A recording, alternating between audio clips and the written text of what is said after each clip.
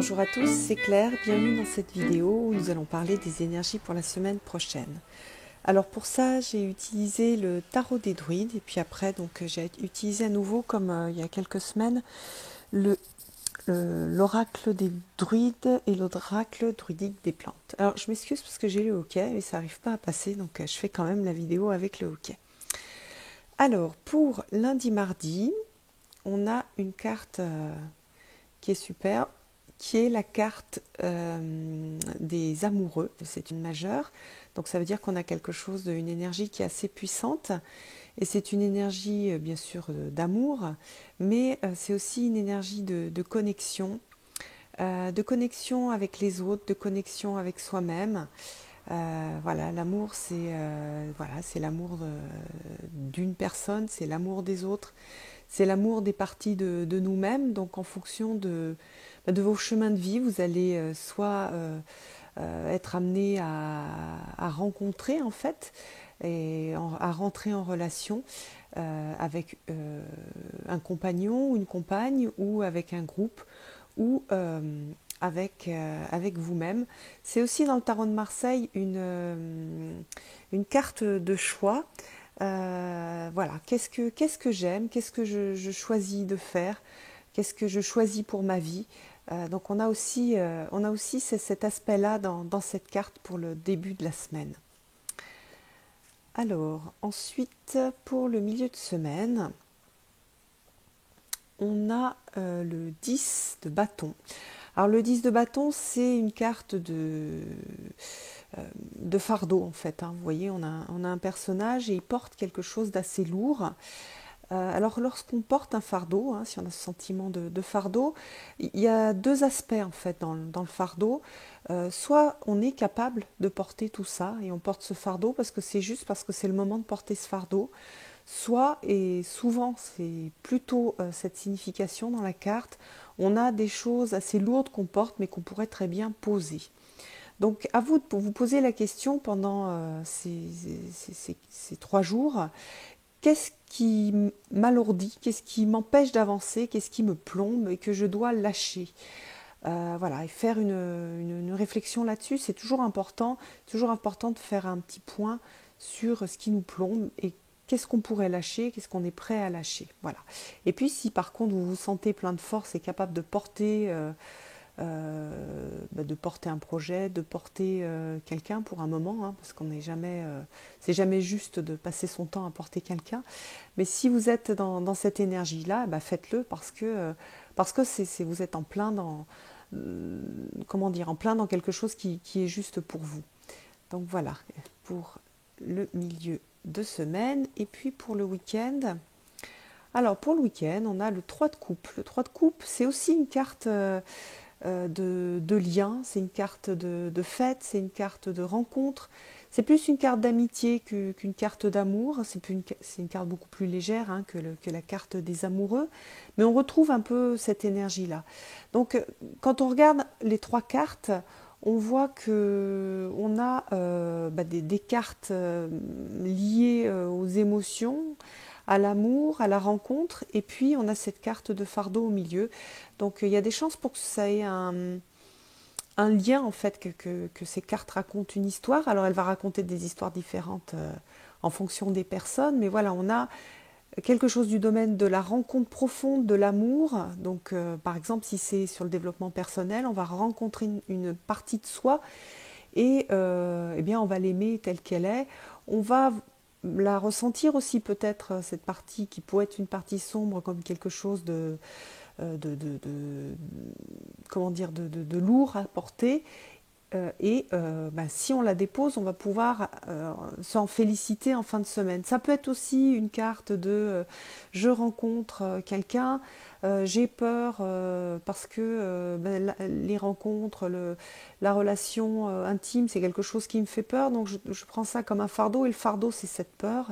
Et finalement, je vais lâcher prise et je vais accepter de rentrer dans la rencontre et d'être dans la joie en fait de cette rencontre. Donc vous voyez, ce sont des cartes qui vont raconter des choses assez intéressantes Et bien sûr, ça va s'adapter à la vie de chacun, puisque chacun va prendre les énergies et en faire quelque chose en fonction de ce qu'il est en train de vivre. Voilà, donc ça c'est les énergies générales. On va regarder les énergies par signe. Et on va commencer donc par le bélier. Et donc pour le bélier, on a une carte, on a un animal qui est le serpent. Je vais mettre aussi un chiffre de synchronicité. Le chiffre de synchronicité, je rappelle, c'est un petit chiffre guide. Si vous le rencontrez dans la semaine, bah, tant mieux. Il vous donnera une petite indication que vous aurez, vous, à décrypter, à déchiffrer. Et sinon, bah, c'est que c'était pas le moment. Alors donc, pour les béliers, vous avez le serpent. Alors le serpent, c'est... on a deux aspects, en fait, dans le serpent. On a la transformation, mais une transformation pour la guérison. Donc pour vous, ça va être une semaine de guérison ou une semaine, c'est aussi lié à la guérison, une semaine d'énergie vitale. Hein, on a le serpent, c'est l'image aussi de la Kundalini, de l'énergie qui monte de la terre, enfin de l'énergie qui circule dans le corps. Donc pour vous, ça va être une semaine intéressante de transformation et de guérison. Alors ensuite, pour les taureaux. Alors pour les taureaux, vous avez aussi un animal. C'est le loup. Le chiffre de synchronicité, c'est le 3. Alors, le loup, c'est un animal qui parle de beaucoup de choses, en fait. C'est un animal qui fait travailler en interne. Donc, il fait travailler l'intuition, il fait travailler aussi la force intérieure. Donc, on est tout en interne. Et l'apprentissage aussi par cette intuition, par cette force intérieure. Donc laissez-vous guider par votre intuition et essayez d'apprendre aussi de la vie à partir de ce que vous ressentez de votre intuition, de ce que vous vivez. Mais de l'intérieur, c'est-à-dire pas au niveau mental. Hein. Le loup, c'est pas une carte mentale, c'est pas un animal mental, c'est un animal très intuitif. Donc voilà, une semaine toute dans l'interne et le travail interne. Et la connexion, bien sûr, au tout avec l'intuition. Alors ensuite, on a les Gémeaux. Alors les Gémeaux, vous avez une plante, c'est la bourrache. Et puis, on va prendre le chiffre de synchronicité, c'est le 8. Alors, la bourrache, c'est une carte de courage, de joie. Donc, ça va être une semaine où bien vous allez, vous êtes, comment dire, invité à vous connecter à la joie, mais c'est parce qu'il faut du courage aussi pour être joyeux. C'est pas la joie de l'imbécile heureux, c'est le courage aussi de rentrer dans la joie, même lorsque les choses parfois peuvent paraître difficile. Donc on a vraiment ça. Et puis pour les gens qui sont voilà, qui vont être emportés par cette joie, bah, attention, parce que c'est aussi une carte justement de d'étourderie où on se perd dans la joie et on oublie un peu les choses qui peuvent être un peu plus importantes derrière. Donc restez bien dans la joie, bien sûr, mais restez dans la vie aussi. Ne vous étourdissez pas. Mais profitez de cette belle énergie, vous les Gémeaux. Alors, les cancers. Alors, les cancers, vous avez la ronce. Alors, les ronces, c'est des super cartes. Là, on voit une ronce avec des murs. Votre chiffre de synchronicité, pardon, c'est le 0.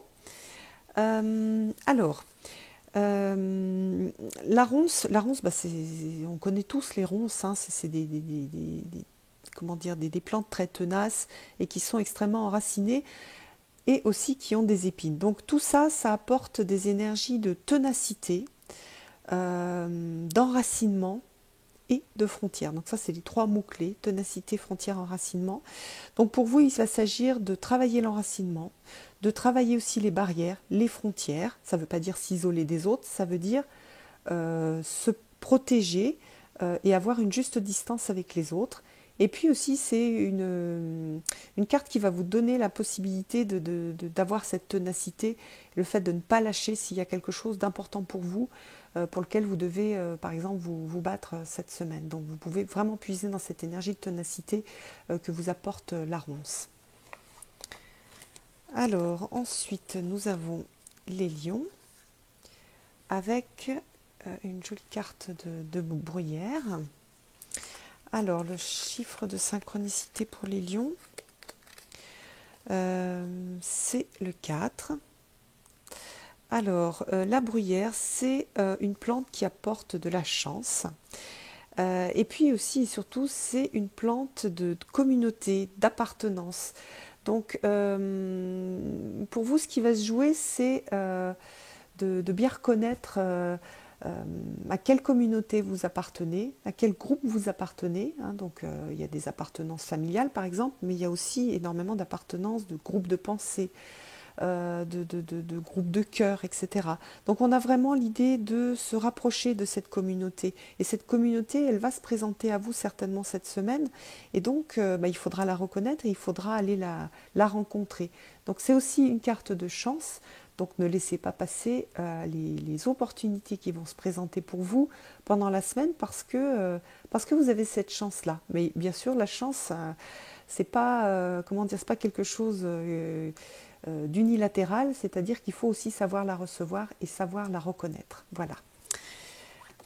Alors ensuite, pour les vierges, vous avez la carte du chat. Alors la carte du chat avec, au niveau des chiffres de synchronicité, le 6.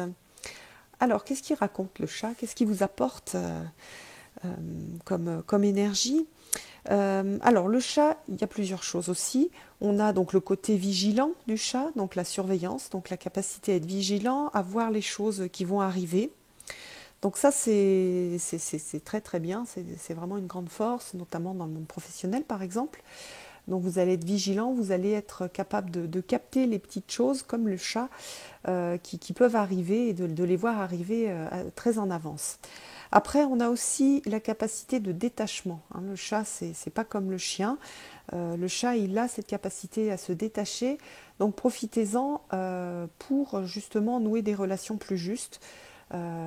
Pour pas être dans des choses qui sont dans le corps émotionnel, mais le corps émotionnel au niveau bas, au niveau de la personnalité, mais se détacher de ça. Donc c'est des bons moments pour reprendre contact avec quelqu'un avec qui la communication passe pas bien. C'est aussi des moments pour retourner dans l'amour, puisqu'on est détaché, on n'est plus sur les souffrances émotionnelles. Enfin, on a cette capacité à se détacher des souffrances émotionnelles. Et troisième chose, c'est une carte de sensualité. Donc comme on a déjà les amoureux en début de semaine, pour vous les vierges, voilà, c'est une belle semaine. En tout cas en début de semaine, c'est une belle semaine, puis même sur toute la semaine, hein, parce que les majeures, elles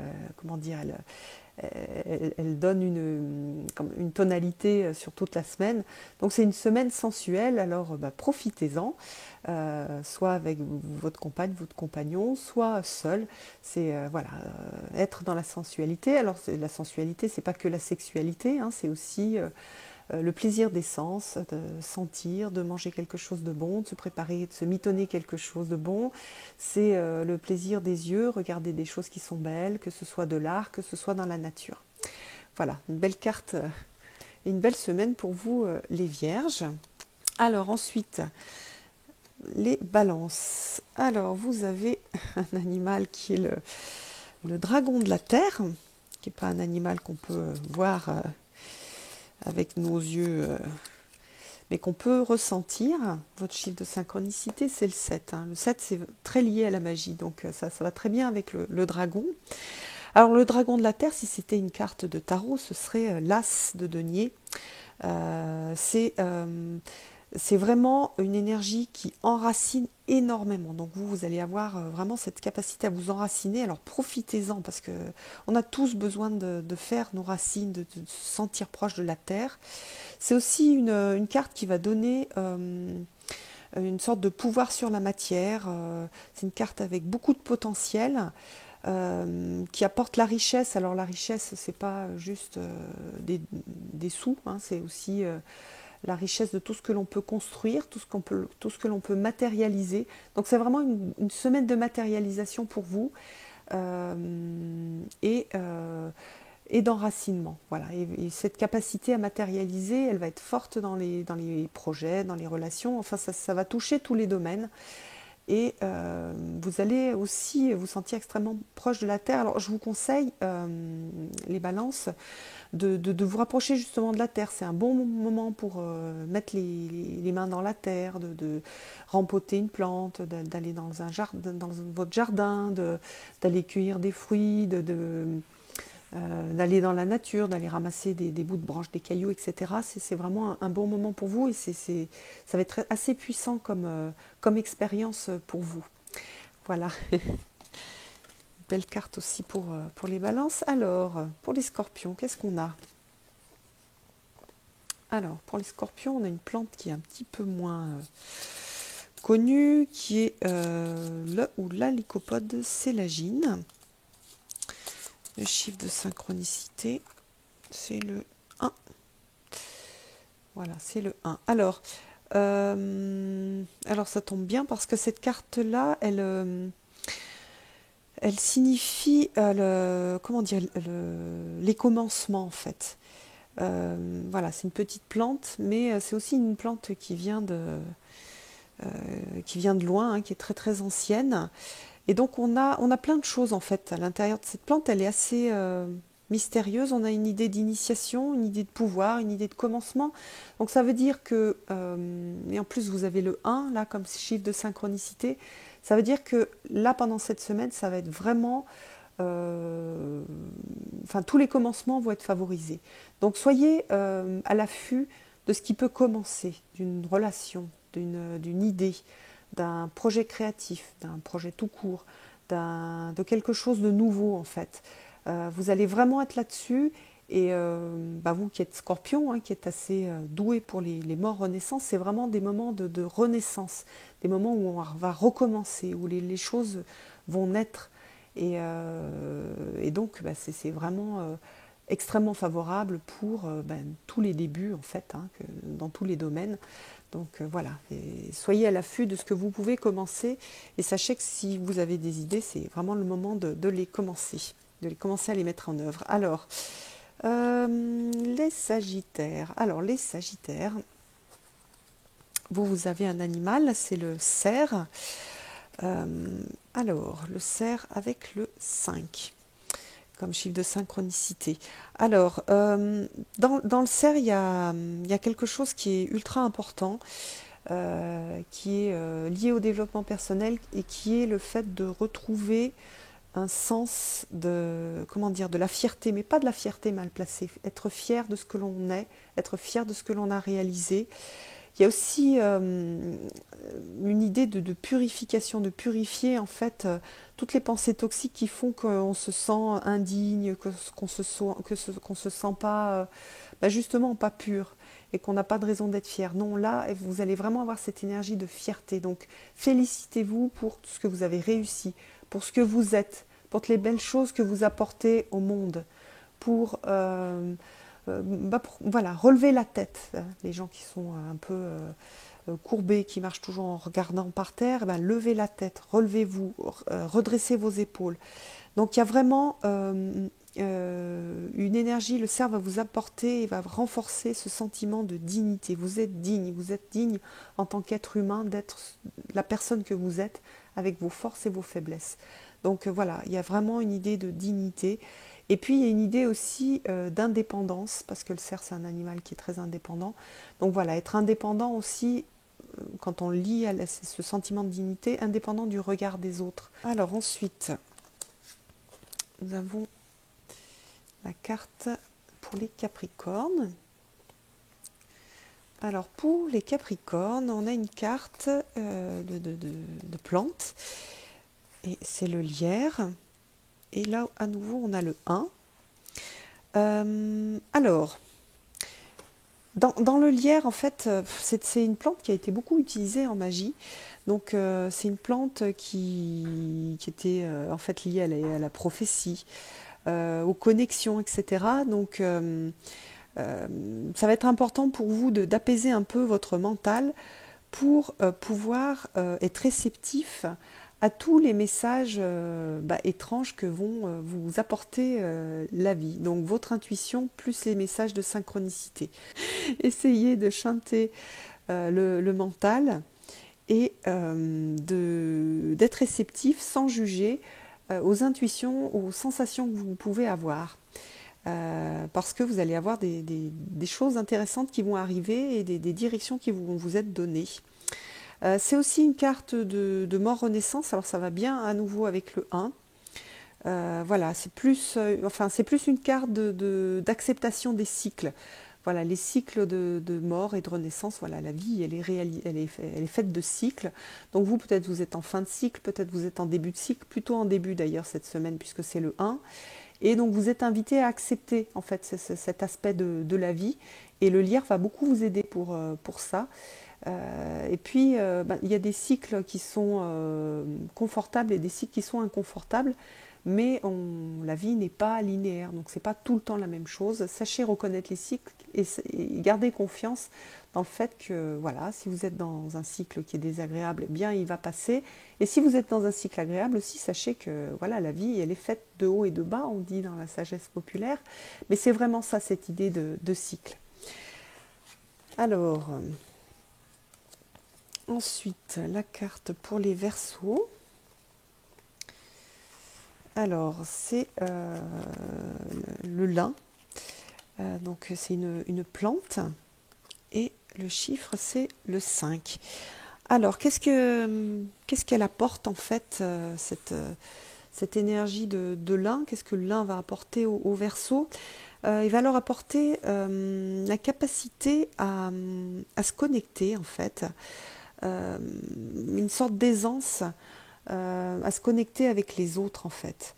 Donc c'est une carte de communication et c'est une carte ultra importante au niveau mystique puisqu'elle donne la possibilité de réaliser, de ressentir en soi qu'on est tous connectés les uns aux autres. Donc au niveau mystique, c'est pas juste de la communication entre les hommes, c'est vraiment un sentiment de faire partie du tout. Voilà,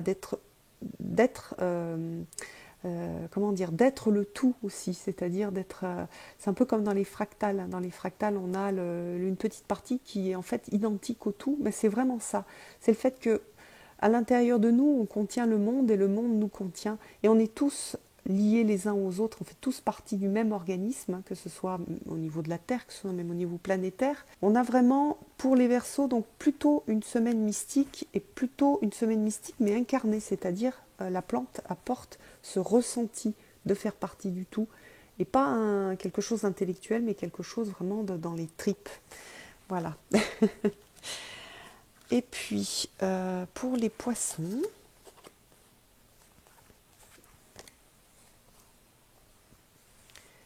alors pour les poissons, je vais prendre, hop, on a l'énergie donc de l'abeille, et puis on a le 0. Alors, l'abeille, c'est vraiment la carte de la communauté, de la fête, de l'organisation. Alors, comme en fin de semaine, on a aussi une carte de fête.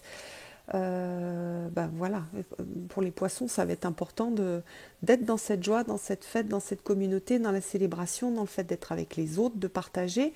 Donc c'est l'été, c'est un bon moment, voilà, pour être avec les autres et pour partager, pour faire un pique-nique ensemble, voilà, pour sentir ce lien aussi, hein, qui lie les gens qui font partie d'un même groupe de pensée, d'une famille.